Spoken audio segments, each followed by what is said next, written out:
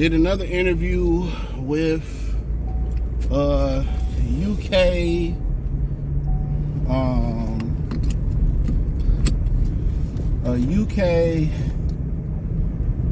outlet. I don't know who it was. So many of them now. And he basically said that Jaron in his next fight is gonna make it all make sense. He pretty much came out and confirmed what Turki Al-Sheikh said. He said in his version they gave him like 24, 48 hours for Boots to decide whether to drop the belt. Boots said no. He wanted to keep his belt, and he says the next fight you see Boots win, it's gonna make sense. Either it's gonna be a unification bout in the spring, or it's gonna be a mega fight. He said you basically can bank on that happening for Jaron Boots Ennis. Okay, so that's what he said. He said at the time they had offers out for Barrios, Ennis, and I think he might have said Brian Norman Jr. Don't quote me on that. So he said they had offers out there for those guys. So that's what he said. Don't shoot the fucking messenger. That's what brother Eddie said. He said when y'all see Boots' next fight, it's going to make sense. That's what he said. It's going to make sense. So his words, not my words. So he said it's all going to make sense, and it better. If it ain't a quality opponent, well, I'm gonna say quality. If it ain't a unification fight or a Manny Pacquiao-esque fight or something like that, then they gonna have major problems. So it's very, very critical moment. And most people, moms who don't like Boots, who don't like his fan base, who don't like how Philly was bigging up their guy, most of them is gonna run with the narrative that it don't matter. He ducked. So it kind of says people in the comment section, or some people on Twitter were saying that he pretty much alluding to Boots probably gonna go ahead and fight Brian Norman Jr. And that's the fight, because I did a video which went under the radar, which pretty much said that Brian Norman, that Barrios, his trainer Bob Santos said that, hey man, they ain't fucking with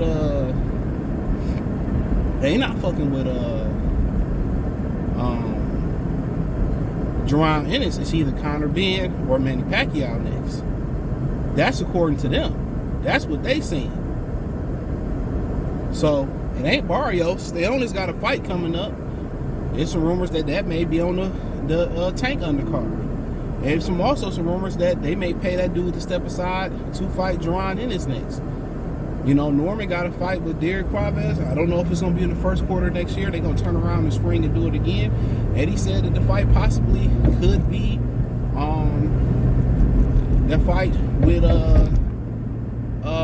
Boots can possibly be in Philadelphia or Las Vegas. So when he kind of say Vegas or Philadelphia, that made you allude to that it's possibly going to be Brian Norman Jr.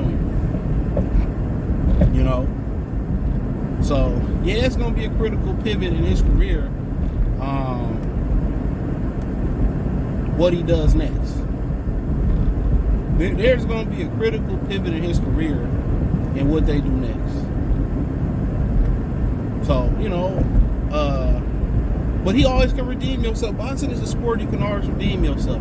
We done seen people say it's over for Joshua. He come back, got a couple good quality wins, and people saying he the best heavyweight back in the world again. Boxing is what have you done for me lately. People don't believe you deserve to have off nights in the sport of boxing, or you make bad business. These dudes ain't great businessmen. If they were, a lot of these dudes wouldn't have signed bad contracts to begin with, especially the guys with options.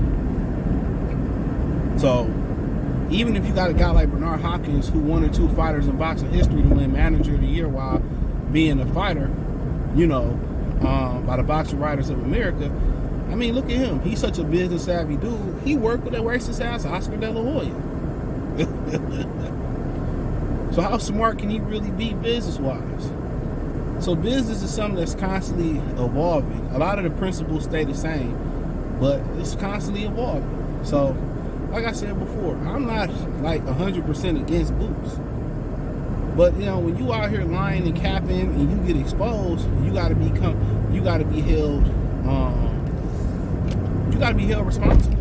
And it's okay. On my channel, I said some wrong things, and we all do.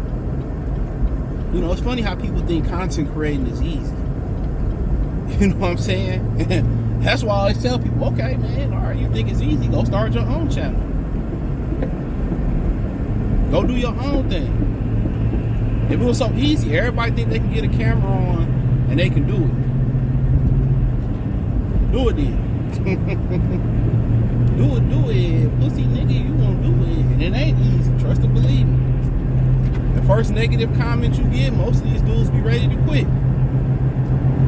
Upload a video, and then you don't upload another one for a year, wonder why you ain't rising. I don't do this just because of the money. The money really is funny. Like, if I wanted to make more money, like doing other things and door dashing or Uber and a Lyft, I make way more money doing that. But I like doing it. It's a great outlet, like me working out, and you know, this is a great emotional outlet as well too. You know, so I make it a priority. You know, YouTube been fucking with my money for the last 4 years. It is what it is. Ever since I made the video about George Floyd, that's how they do. But yeah, so we'll see his next move. You know, his next move is gonna be very, very interesting. It's gonna be very, very, very interesting. So either a lot of people gonna justify how he moving, you know, they gonna justify it, or they still gonna hold him accountable, but they still gonna watch his next fight. It's gonna be interesting. You know, Norman is acceptable, Barrios is acceptable, Ennis is acceptable. I guess a Pacquiao fight somewhere around that is acceptable. So, I think a lot of people would like to see the Blair Cobbs fight. You know, honestly. I think a lot of people are okay with seeing that. So, but you know, it is what it is. You know, saying like some of these people are consistent when it comes to Boost, Tank, or somebody else, and then you got other people who ain't consistent.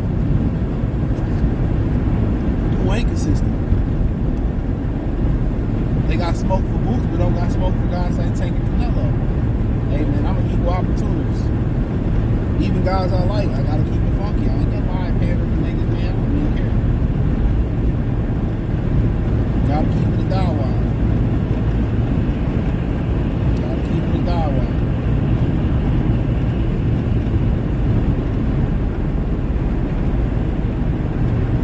So, gotta keep it a dial wide.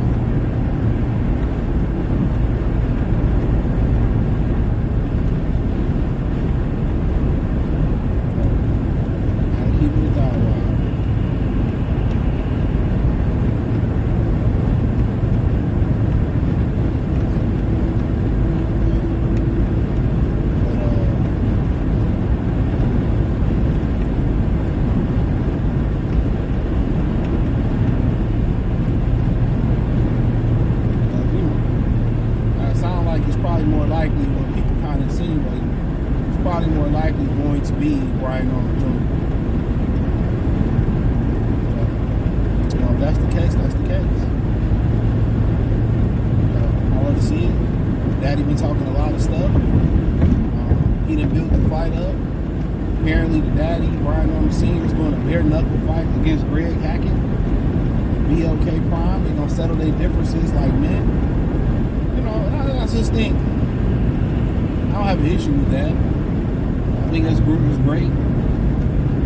But, you know, y'all about to fight over some words. You know what I'm saying? So,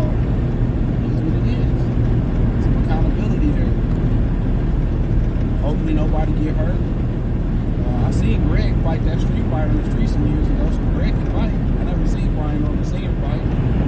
So, should be interesting battle. I'm gonna watch it. Hey, I might even roll up to that. ATL, always a good trip to go to Atlanta. So, February, hopefully everything go well.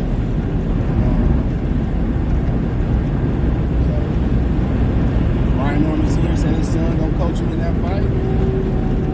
He made a great, interesting point about coaching too. I think it was a Mill City shit.